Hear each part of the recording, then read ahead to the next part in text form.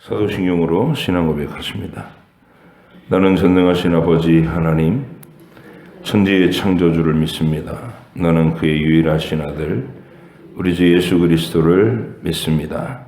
그는 성령으로 잉태되어 동정녀 마리아에게서 나시고 본디오 빌라도에게 고난을 받아 십자가에 못 박혀 죽으시고 장사된 지 사흘 만에 죽은 자 가운데서 다시 살아나셨으며 하늘에 오르시어 전능하신 아버지 하나님 우편에 앉아 계시다가 거기로부터 살아있는 자와 죽은 자를 심판하러 오십니다. 나는 성령을 믿으며 거룩한 공교회와 성도의 교제와 죄를 용서받는 것과 몸의 부활과 영생을 믿습니다. 아멘. 역대상 16장부터 19장 말씀입니다.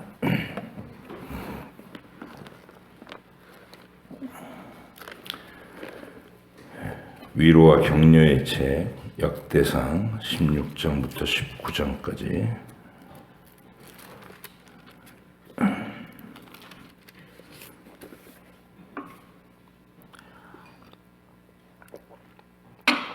함께 보십니다.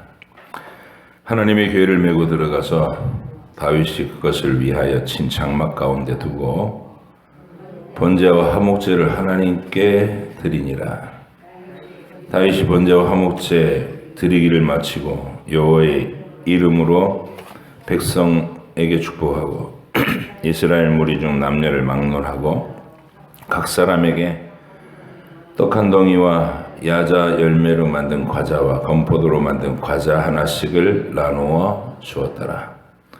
또 레위 사람을 세워 여호와의 궤 앞에서 섬기며 이스라엘 하나님 여호와를 칭송하고 감사하며 찬양하게 하였으니 아삽은 우두머리요 그 다음은 스가랴와 여이엘과 스미라목과 여이엘과 mat디디아와 엘리압과 분하야와 오베레돔과 여이엘이라. 빗바와 수금을 타고 아삽은 재금을 힘있게 치고 제사장 분하야와 야하시엘은 항상 하나님의 언약궤 앞에서 나팔을 부니라. 그날에 다윗이 아삽과 그의 형제를 세워 먼저 여호와께 감사하게 하여 이르기를 너희는 여호와께 감사하며 그 이름을 불러 아뢰며 그가 행하신 일을 만민 중에 알릴지어다. 그에게 노래하며 그를 찬양하고 그의 모든 기사를 전할지어다. 그의 성호를 자랑하라. 여호와를 구하는 자마다 마음이 즐거울지로다. 여호와와 그의 능력을 구할지어다. 항상 그의 얼굴을 찾을지어다. 그의 종 이스라엘의 후손 곧 택하신 야곱의 자손 너희는 그의 행하신 기사와 그의 이적과 그의 입의 법도를 기억할지어다. 그는 여호와 우리 하나님이시라. 그의 법도가 온 땅에 있도다.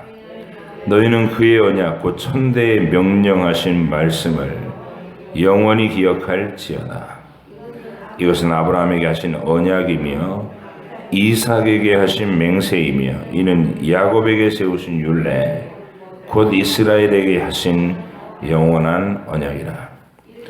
이르시기를 내가 가나안 땅을 내게 주어 너희 기업의 지경이 되게 하리라 하셨도다.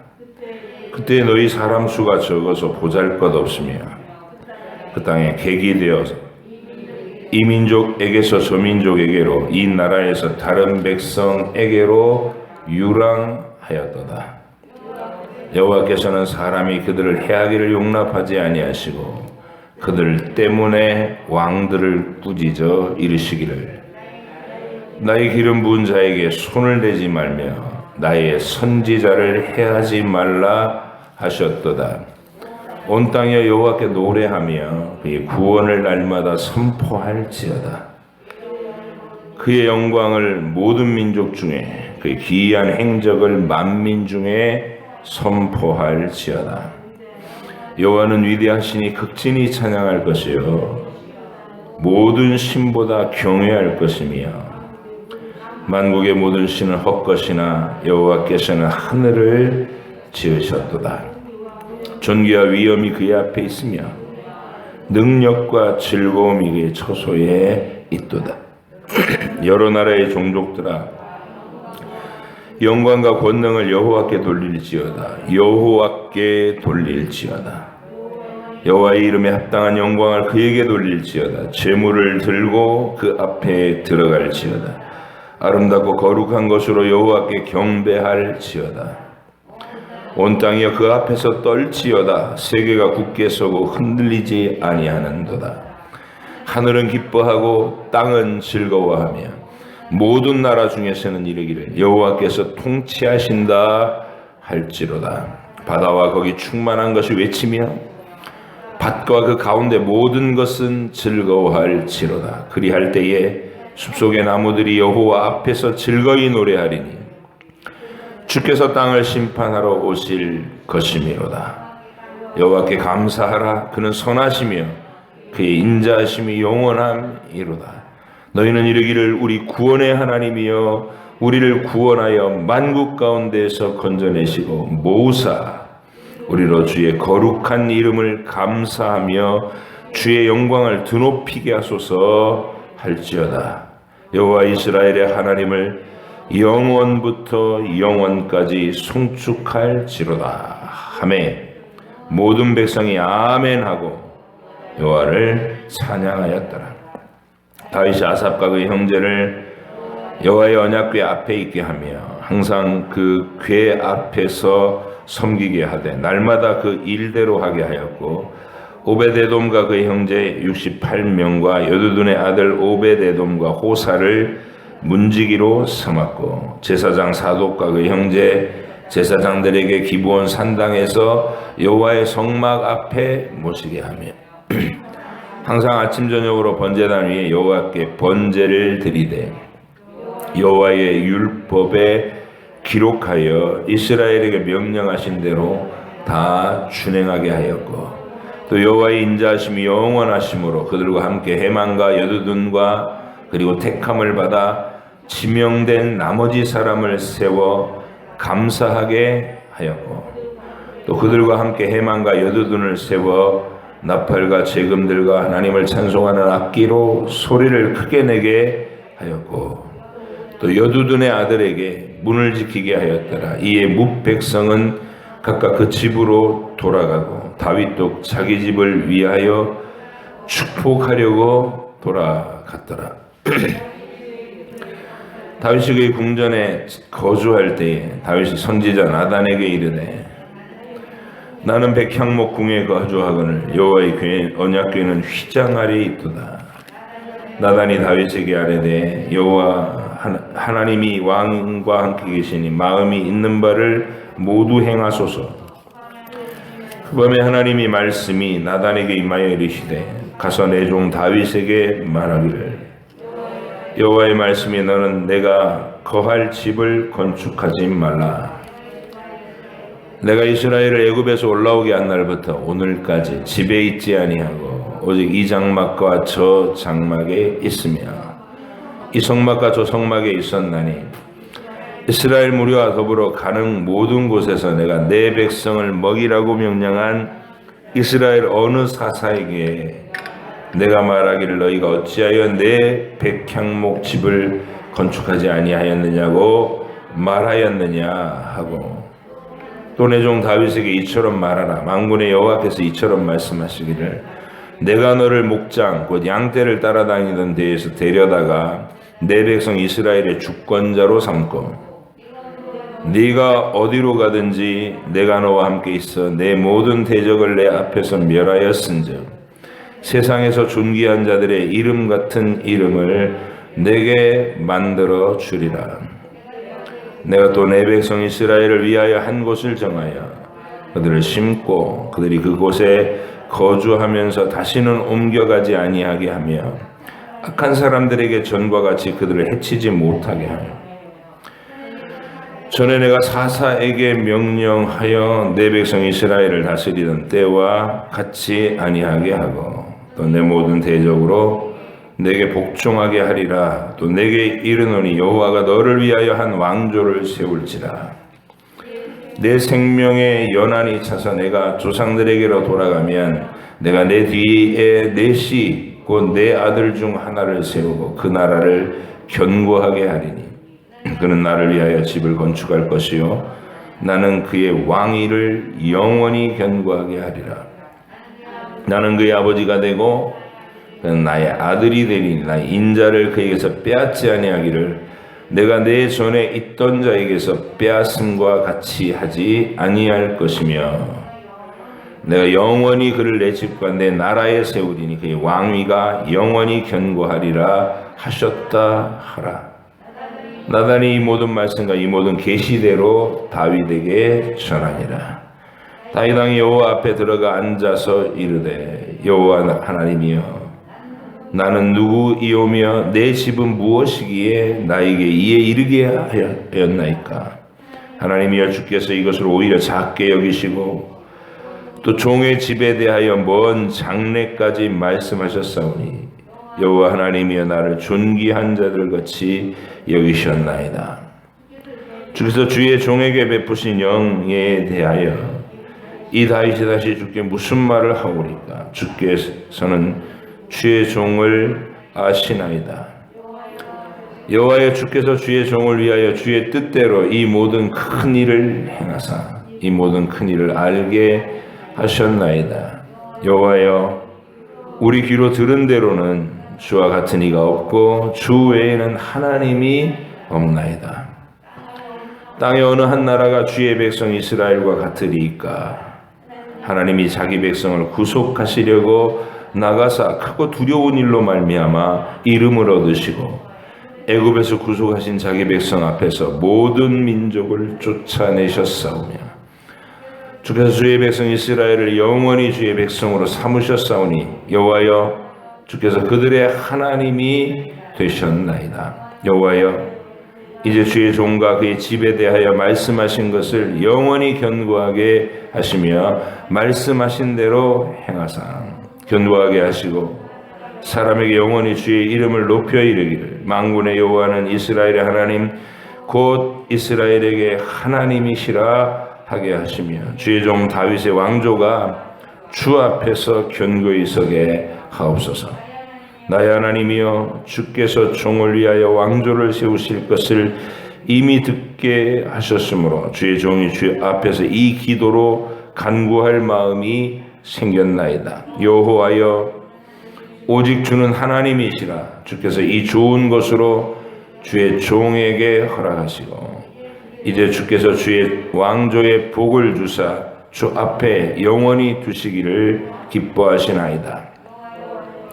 여호와여 주께서 복을 주셨사오니 이 복을 영원히 누리리이다 하니라.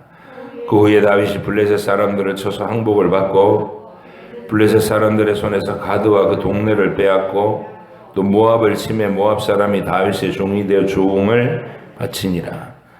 소바왕 하다데셀이 유브라데 강가에서 자기 세력을 펴고자 하매 다윗이 그를 쳐서 하마까지 이르고 다윗이 그에게서 병거 1000대와 기병 7000명과 보병 20000명을 빼앗고 다윗이 그 병거 100대의 말들만 남기고 그 외의 병거의 말은 다 발의 힘줄을 끊었더니 다메섹 아람 사람이 소바왕 하다데셀을 도우러 온지라. 다윗이 아람 사람 22,000명을 죽이고 다윗이 다메섹 아람의 수비대를 두매 아람 사람이 다윗의 종이 되어 조공을 바치니라. 다윗이 어디로 가든지 여호와께서 이기게 하시니라.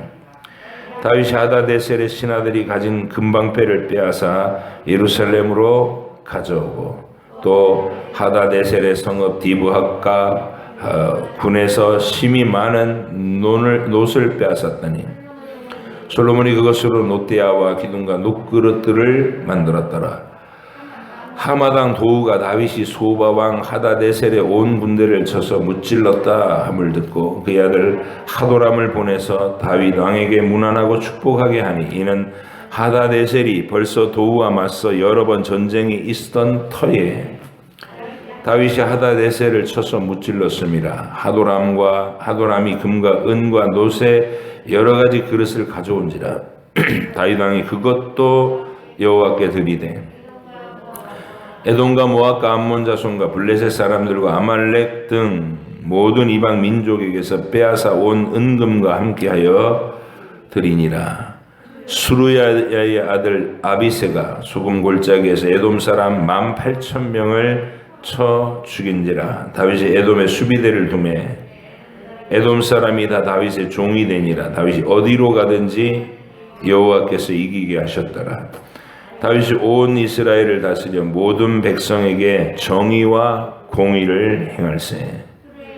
수르야의 아들 요압은 군대 사령관이 되고 아힐룻의 아들 여호사밧은 행정장관이 되고 아이두베의 아들 사독과 아비아달의 아들 아비멜렉은 제사장이 되고 사워사는 서기관이 되고 여호야다의 아들 분하야는 그렛 사람과 블렛 사람을 다스리고 다윗의 아들들은 왕을 모시는 사람들의 우두머리가 되니라. 그 후에 암몬 자손의 왕 나하스가 죽고 그의 아들이 대신하여 왕이 되니 다윗이 이르되 한운의 아버지 나하스가 전에 내게 호의를 베풀었으니 이제 내가 그의 아들 한운에게 호의를 베풀리라 하고 사절들을 보내어 그의 아버지 죽음을 문상하게 하니라. 다윗이 신하들이 암몬 자손의 땅에 이르러 한운에게 나아가 문상하며 암몬 자손의 방백들이 한운에게 말하되 왕은 다윗의 조문 사절을 보낸 것이 왕의 부친을 존경함인 줄로 여기시나이까. 그 신하들이 왕에게 나온 것이 이 땅을 엿보고 정탐하여 전복시키고자 함이 아니니까 하는지라. 한운이 이에 다윗의 신하들을 잡아 그들의 수염을 깎고 그 의복을 볼기 중간까지 자르고 돌려보내매 어떤 사람이 다윗에게 가서 그 사람들이 당한 일을 말하니라. 그 사람들이 심히 부끄러워하므로 다윗이 그들을 맞으러 보내 왕이 이르기를 너희는 수염이 자라기까지 여리고에 머물다가 돌아오라 하니라. 암몬 자손이 자기가 다윗에게 밉게 한 줄 안지라. 한운과 암몬 자손은 더불어 은 1000달란트를 아람 나하라임과 아람 마아가와 소바에 보내 병거와 마병을 삭내되 그 병거 32,000대와 마아가 왕과 그의 군대를 고용하였더니 그들이 와서 메드바 앞에 진침해 암몬 자손이 그 모든 성읍으로부터 모여와서 싸우려 한지라. 다윗이 듣고 요압과 용사의 온 무리를 보냈더니 암몬 자손은 나가서 성문 앞에 진을 치고 도우러 온 여러 왕은 따로 들에 있더라.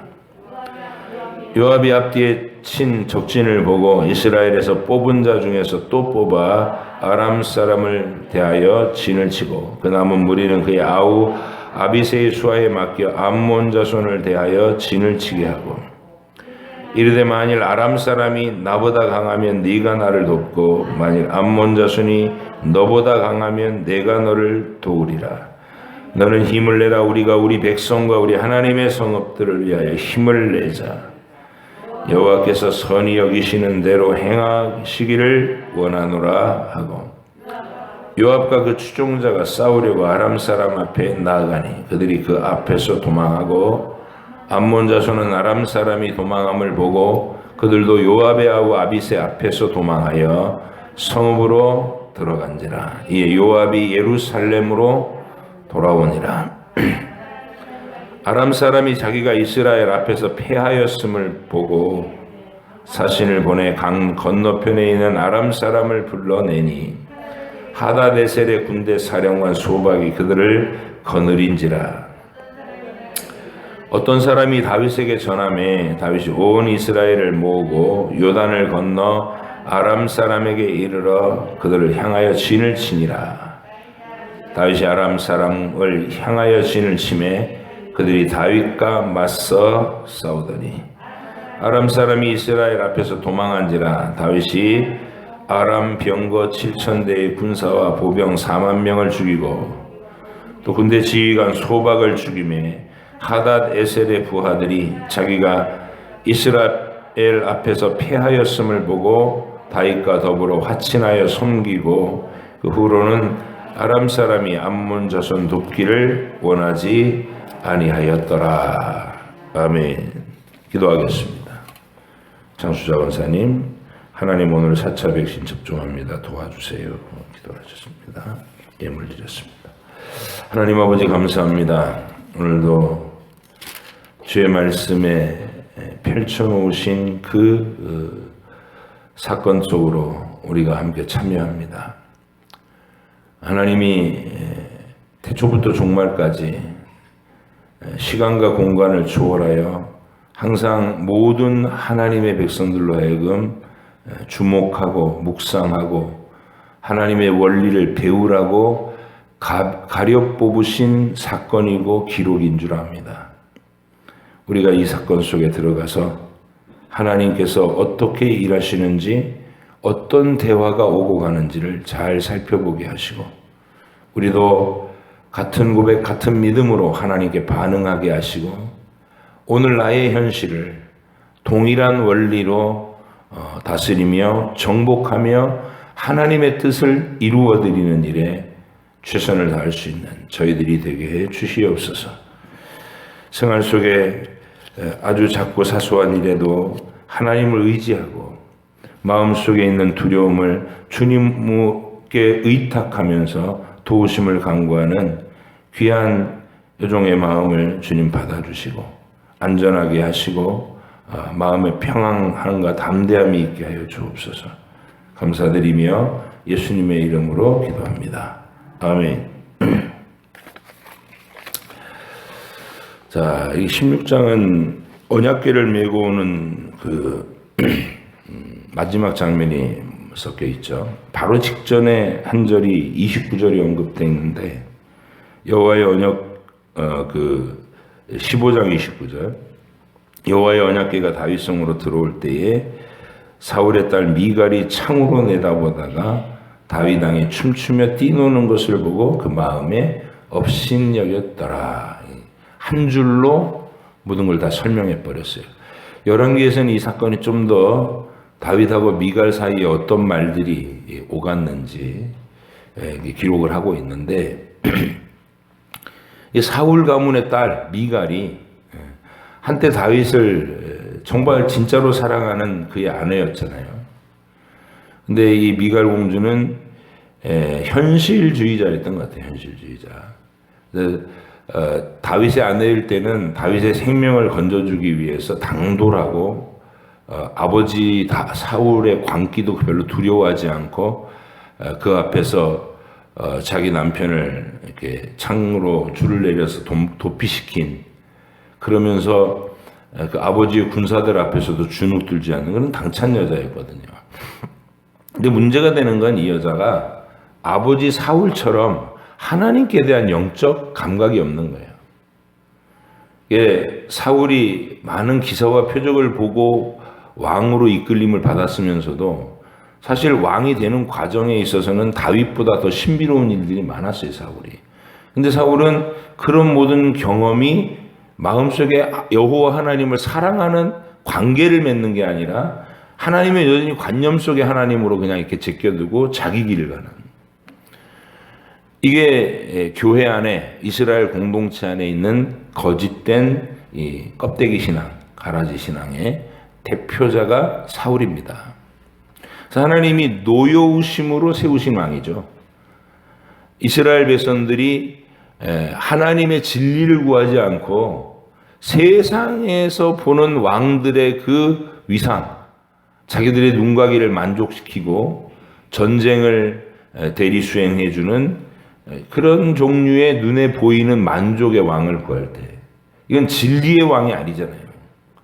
진리의 왕은 하나님의 말씀을 늘 가까이 두고 읽어서 하나님의 뜻을 분별하고 그 뜻을 백성들에게 실현할 수 있도록 국가와 제도를 하나님의 뜻으로 재편성하는 사람, 그런 사람을 하나님이 왕으로 세우실 거라고.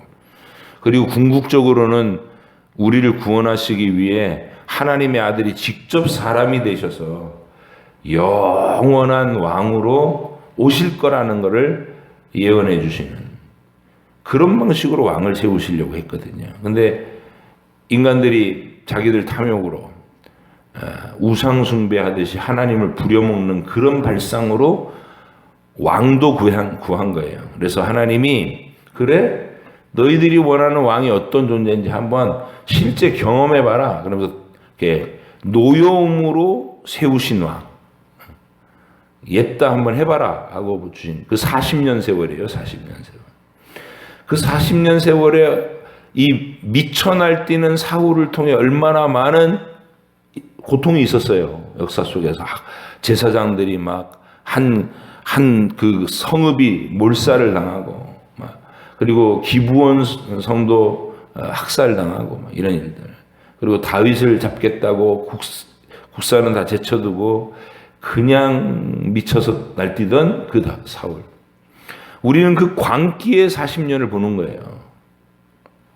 그래서 진리에 눈뜨지 못한 자가 어떻게 그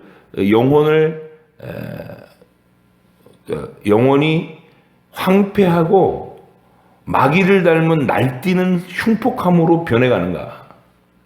그리고 그 마지막이 얼마나 비참하게 하나님의 응답이 딱 끝이니까 뭐 어떤 선지자도 다 사라졌죠. 그리고 하나님의 자기의 기도를 들어 응답하신다는 그런 감각은 아예 없는 자고. 그러니까 결국 누구한테 찾아갔어요? 엔돌의 무당한테 찾아가가지고 사무엘을 불러올리려고 강신수를 하는 그런 비참한 자리에 간 그게 사울이에요. 근데 문제는 미갈 공주가 그 아버지의 불신앙의 DNA를 그대로 답습하고 있다는 거죠. 미갈은 다윗을 사랑했는데 다윗의 그 하나님께 대한 진리의 고백에 동참해서 그 신앙 고백적으로 같은 믿음 안에서 서로에게 매력을 느끼는 그런 사랑을 한 게 아니에요.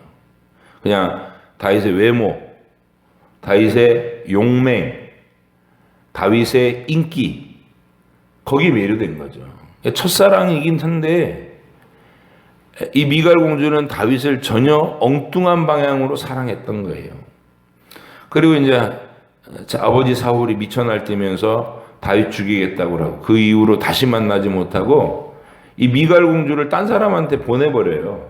뭐 절차도 없이 이혼도 안 하고 그러면서 멀쩡한 다윗의 아내를 딴 남자에게 보내버립니다. 발디엘이라는 자에게. 근데 이 미갈 공주가 그 발디엘에게 가서 잘 살아요. 10년 동안. 알콩달콩 살아요. 그리고 다윗이 이 미갈 공주에 대한 뭐 마음으로도 첫 젊은 시절에 조강지처니까 첫사랑이기도 하고 아비새에게 통일왕국 논의할 때 데려와라. 미갈 공주 데려오지 않으면 내가 만나지 않겠다. 이런 식으로 해서 미갈을 데리고 온다고. 그때 발디엘이라는 사람에게서 강제로 아비새가 군대 장관이니까 이 미갈 공주를 떼내면서 이제 다윗에게로 데리고 오려고 할 때 그 현재 남편이 발디엘이 울면서 이 접경지대까지 따라왔다는 거 아니에요. 그러니까 둘이 잘 살았다는 거예요. 그러니까 미갈 공주는 그 현실에서 불만족이 없었던 거예요. 근데 아니 이미 10년 전에 싹 잊고 살았던 다윗이 자기를 난데없이 데려오라 하는 바람에 이제는 실권자가 다윗 아니에요. 나라의 전체 이스라엘 왕이 됐으니까 그 왕이 명령하는 바람에 난데없이 왔는데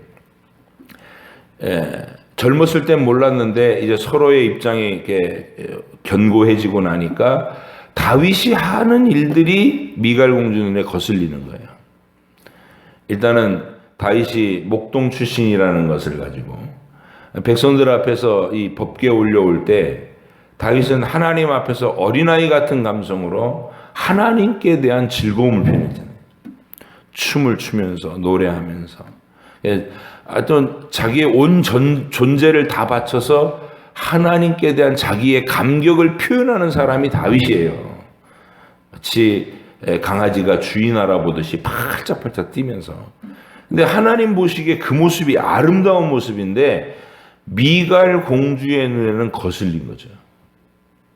왕이 적어도 왕식이나 돼가지고 채신도 없이 이렇게 된 거예요. 그래서 뭐 계집종의 눈앞에서 그 몸을 드러내셨나이다. 뭐 이런 식으로 이제 옥신각신하는 게 열왕기에는 기록돼 있죠. 흔히들 추측하기를 다윗이 춤추다가 바지가 이렇게 내려갔다. 그래서 볼기가 드러나고 그런 망신을 당했는데도 좋다고 계속 춤을 췄다. 뭐 이런 식으로 해석하기도 했는데 그 어떻게 된 정황인지는 정확하게는 알 수 없지만 어쨌든 다윗은 하나님 앞에 기뻤고 법궤를 메어오면서 기뻤고 미갈은 그것을 멸시하는 시선이 있었다는 것. 그리고 그것이 그 이후로 평생 동안 좁혀지지 않았다는 것. 그래서 그냥 데려다 놓고 서로 각자의 길을 가면서 늙어 죽은 거예요. 사울의 딸 미갈은. 그래서 믿음으로 하나 되지 못하는 것이 얼마나 비극적인가. 같은 믿음, 같은 뜻을 품고 사랑으로 화합되는 것은 정말 행복한 일이다. 여러분이 육신적인 가족들이 그렇게 믿음 고백으로 하나 되는 일을 일평생 또 기도하시고 또 이미 주셨거든 소중하게 여기시고 잘 갖고 나가시기를. 물 주고 갖고 와야 돼요. 함께 정기적으로 가정 예배를 드리고 나눔을 하고 하나님 나라를 함께 공유하고 있는 하나님의 은혜에 찬양과 영광을 돌리는 일이 서로 바라보면서 그렇게 가정 안에서 일치된 신앙의 모습이 되기를 축원합니다. 이 법궤는 사울은 40년 동안 관심도 안 기울였던 내팽개쳐진 내용이죠. 근데 다윗은 왕이 되자마자 그 법궤를 찾았어요. 근데 우리는 법궤에 대한 얘기를 사무엘서에서 블레셋에게 뺏겼다가 베세메스로 암소들의 수레에 실려가지고 돌아왔죠. 그때 베세메스 사람들이 그 법궤 뚜껑을 후떡 또 열었다가 70명이 죽고 사람이 막 죽어나가는 물건이니까 서로 떠넘긴 거예요. 네가 가져가, 네가 가져가. 그래서 산에 있는 아비나답이라는 사람이 그걸 가지고 갔는데 자기 아들 아효한테 야 네가 이거 알아서 해 그래가지고 떠넘겨 또. 그래서 그 집구석에서 몇십 년 동안 따져보면 70년의 세월이에요. 70년의 세월. 70년의 세월 동안 그냥 뒷마당에다가 휙 내깔려놓은 홀대한 집안이에요. 이 집안이 아주 못된 집안이에요. 웃사라는 사람이 손자. 근데 왕이 법궤를 찾으니까 마치 자기들이 세상 왕이 이제 중요하게 여기니까 온 나라 안에다가 광고를 해서 법궤를 찾아와라. 그러니까 소문이 쫙 퍼졌을 거 아니에요. 다윗 왕이 법궤를 찾는다. 그러니까 왕이 찾는 물건이니까 그제서 자기네들이 이 법궤를 굉장히 잘 간직하고 있었던 것처럼 행세를 하면서 이게 다윗이 하나님의 법도를 잘 모르고 고핫 자손이 어깨에 매야 되는 법궤를 수레에다가 정성을 다해서 수레를 새로 만들어서 그거를 거기다 법궤를 싣고 35,000명을 이렇게 모은 그 회중 가운데서 법궤 운반식을 했는데 하나님이 그 법궤 운반식에서 이 이스라엘의 노여워하시는 어떤 모습을 나타낸 거예요. 갑자기 소들이 뛰었고 그러니까 하면서 웃사가 손을 딱 댔는데 법궤에다 손을 댔는데 여호와께서 웃사의 몸을 찢으셨다 이랬어요. 다윗이 이게 당황하면서 한 말이 그 말이 아마 진짜 몸이 폭발하듯이 그냥 터져버렸나? 어쨌든 참혹한 장면으로 심판이 임한 겁니다. 하나님이 70년 동안 그 법궤에 대해서 함부로 대했던 이 웃사의 그 가문, 아비나답, 아효, 웃사의 가문을 그렇게 하나님의 진노로 드러내신 거죠, 드디어. 우린 갑자기 덜컹거리는 이 법궤를 손으로 잡으려고 했는데 그게 뭘 잘못했다고 하나님이 이렇게 노여하셔갖고 웃사를 한 방에 죽이셔? 이렇게. 다윗도 그렇게 생각했어요. 근데 알고 보니까 그 가문 전체가 하나님의 법궤를 얼마나 홀대하고 함부로 대했는지가 드러나는 세월이라는 것을, 긴 세월 속에. 그때 이제 오베데돔이라는 사람이 나서서 그 상황을 수습하고 제사장 중에 누군가가 다윗에게 가서 알려준 거예요. 법도가 이렇습니다. 하나님의 진리는 법궤는 수레에다 실어서는 안 되고 정중하게 고핫 자손이 어깨에 메어야 됩니다. 그러니까 하나님은 인격적으로 대해야 될 뿐이다. 물건 취급해서는 안 된다는 거예요, 법궤를. 하나님의 보호자로 알고 하나님을 모시듯이 법궤를 바라보게 하는 그런 모습을 다윗에게 다시 가르쳐 준 거죠. 그래서 다윗이 첫 번째 의식은 그렇게 우사의 죽음으로 다 끝나고 3개월 뒤에 오베데돔의 집에 하나님이 복을 내리신다라는 소문을 듣고 다시 올바른 진리로 접근해서 기쁨으로 법궤를 다윗성으로 가지고 오는 장면을 여러분이 보신 겁니다. 여러분에게도 이 법궤, 도대체 나는 다윗은 법궤에 열심을 냈는데 나는 뭐에 열심이나? 법궤는 진리의 내용이에요. 그죠? 우리가 지성소 제일 한쪽에 들어있어 하나님 보좌를 상징하고 성막과 성전의 가장 핵심적인 구조물. 그래서 하나님이 앉으신 보좌를 상징하니까 죄인들이 담벼락에 가로막힌 담벼락에 막히고 하나님께 나오지 못하고 동쪽으로 있는 유일한 출입문 들어오면 번제단, 자기의 죄가 소멸되는 그리스도의 십자가와 같은 번제단을 만나고 교제의 장소로 들어가기 전에 물두멍을 만나고 씻고 성소 안에 들어가서 등잔대와 떡상과 그 향단을 장차 오실 예수 그리스도를 상징하는 세 가지 물건을 만나고 그리고 지성소 휘장, 그 두려운 휘장을 열고 들어가면 거기 법궤가 있는 거잖아요. 이 진리의 말씀은 죄인들을 하나님의 아들을 통해 만나셔서 보좌 앞으로 불러주시려는 하나님의 위대한 계획. 그게 뭐예요? 복음이죠. 복음이죠. 예수 그리스도 안에서 우리를 영원히 자녀로 삼고 무시로 보좌 앞으로 나올 수 있는 특권을 가진 천사도 가지지 못한 거룩하고 완전한 특권을 우리에게 주시겠다 하신 하나님의 위대한 계획. 그게 법궤예요. 그 진리가. 우리로 얘기하면 복음의 말씀이다. 여러분은 법궤를 어떻게 회복하실래요? 말씀 읽는 거예요. 말씀 읽고 말씀의 뜻을 깨닫는 게 목적이 돼야 됩니다. 여러분 오늘 이 세 장을 읽잖아요. 읽으면서 여러분이 다윗 언약을 주신 하나님 앞에서 다윗은 하나님 저는 좋은 궁궐에 사는데 천막 속에 이 법궤가 거한다는 게 송구스럽습니다. 제가 건물을 짓겠습니다. 이렇게 말하니까 하나님이 대답이 야 내가 언제 이스라엘의 역사 속에서 어느 지도자한테 내 집 지어달라 요구한 적 있냐? 난 그 집 같은 거 필요 없어. 하늘이 내 집이야. 오히려 내가 너에게 집을 지을 거야. 그러면서 다윗 언약이라는 걸 주시는 거예요. 내가 너의 왕위를 영원히 견고하게 할 것이다. 진짜 중요한 것은 네가 성전이라고 하는 건물 짓는 게 중요한 게 아니야 이 말을 하시는 거예요. 하나님이. 그 성전이 무엇을 나타내려고 하는지 그 진리가 중요하다. 내 아들을 세상의 구세주로 보내겠다는 그 구세주로 보내는 혈통을 바로 너의 후손 가운데 보낼 거야 라고 얘기하시는 거예요. 하나님의 언약을 더 강화시키는 약속이 다윗 언약인 거예요. 건물이 중요한 게 아니라 이 진리가 중요해.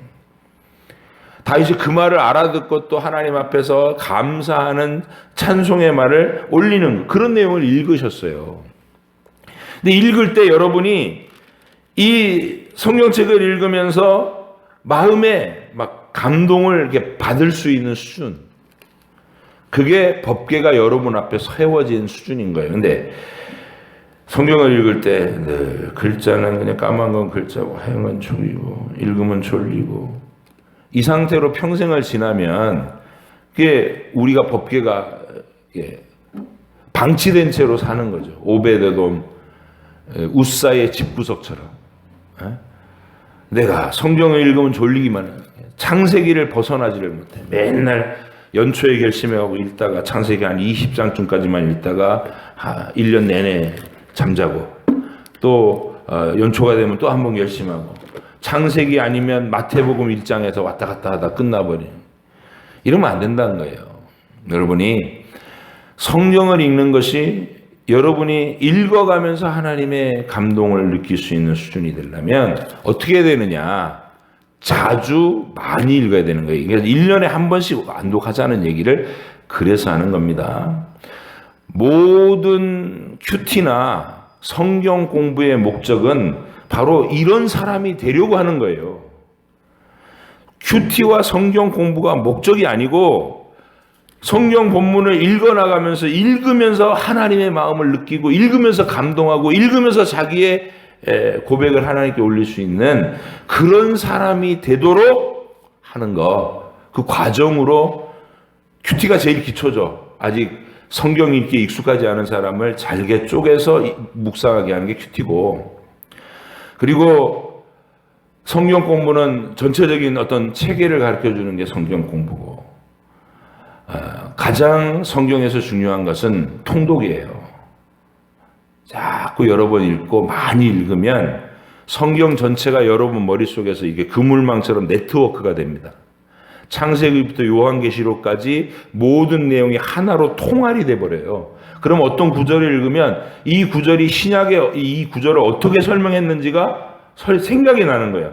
다른 성경에서 이 사건을 어떻게 설명했는지가 또 생각이 나고, 그럼 여러분 읽어가면서 그게 생각이 나면서 감동이 오는 거예요. 재미도 있고 감동도 있고.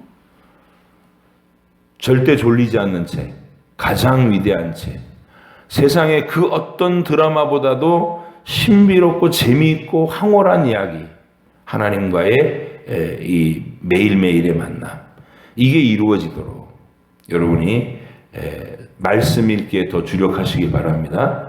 그게 법궤 찾아오는 거예요. 여러분의 인생에 법궤를 찾아오시라고. 그래서 하나님의 진리가 여러분의 마음속에 강력히 서고, 제가 읽으면서 오늘 눈에 띄는 구절 하나만 있어서 잠깐 설명하고 마칠게요. 16절 보세요. 16장 20절. 조상들의 때, 아브라함과 이삭과 야곱의 때에 20절 이렇게 표현해요. 이 민족에게서 저 민족에게로, 이 나라에서 다른 백성에게로 유랑하였도다. 21절, 여호와께서는 사람이 그들을 해하기를 용납하지 아니하시고 그들 때문에 왕들을 꾸짖어 이르시기를 나의 기름 부은 자에게 손을 대지 말며 나의 선지자를 해하지 말라 하셨도다. 자, 우리가 역대기는 폐허의 땅에 돌아온 이스라엘 백성들에게 격려하는 책이라 그랬죠. 이 땅에서 하나님의 백성들이 살게 하시는 형편이 갈대아 우르 고향 땅의 그 편안한 고향과 친척과 아버지 집의 편안함을 박탈하시고 위기의 땅으로 보내시는 거라 그랬잖아요. 이 민족 저 민족에게 유랑하였도다. 삶의 형편은 궁핍해 보여요. 초라해 보여요. 근데 내용은 뭐냐면 그 가운데서 하나님이 따라다니면서 왕들한테 내 선지자, 내 기름 부음 받은 자를 건드리지 마라, 이렇게 하나님이 보호하시는 하루하루라는 거예요. 이게 여러분의 현실의 감격이어야 되고 위로여야 됩니다. 하나님의 이 보호를 실질적으로 느끼면서 세상의 왕들에게도 부러워하지 않는 여러분의 당당함, 그 거침없고 담대하고 당당함이 여러분의 모습이어야 된다. 하나님을 알면 그렇게 된다. 오늘도 그런 하루를 살아내시기를 주의 이름으로 부탁드립니다. 기도하겠습니다. 하나님 아버지 감사합니다. 주께서 사랑하시는 주의 백성들을 말씀의 자리로 늘 부르시고 평생에 말씀을 읽고 묵상하는 삶을 살게 해주시옵소서. 나는 이미 다 알고 있다는 교만한 마음을 조금도 품지 않게 하시고 매일 하나님의 말씀에 접촉되면서 내 영혼이 말씀으로 정결해지고 내 영혼이 말씀으로 충만해지는 것을 항상 경험할 줄 아는 복된 백성 다 되게 해주시고 주님과의 동행을 이루는, 그리고 오늘 말씀에서 약속하고 계신 것처럼 이 세상 그 어떤 세력도 감히 내 머리카락 하나도 건드리지 못하게 하나님이 보호하시는 현실이라는 것을 분명히 믿고 오늘도 주님과 행복한 동행을, 그리고 감사한 동행을 해나갈 수 있는 저희들 되게 해주시옵소서. 수요일 예배의 날입니다. 예배를 목적으로 삼고 하루를 출발하게 하여 주옵소서. 감사드리며 예수님의 이름으로 기도합니다. 아멘. 하늘에 계신 우리 아버지, 아버지 이름을 거룩하게 하시며 아버지의 나라가 오게 하시며 아버지의 뜻이 하늘에서와 같이 땅에서도 이루어지게 하소서. 오늘 우리에게 일용할 양식을 주시고 우리가 우리에게 잘못한 사람을 용서하여 준 것 같이 우리 죄를 용서하여 주시고 우리를 시험에 빠지지 않게 하시고 악에서 구하소서. 나라와 권능과 영광이 영원히 아버지의 것입니다. 아멘.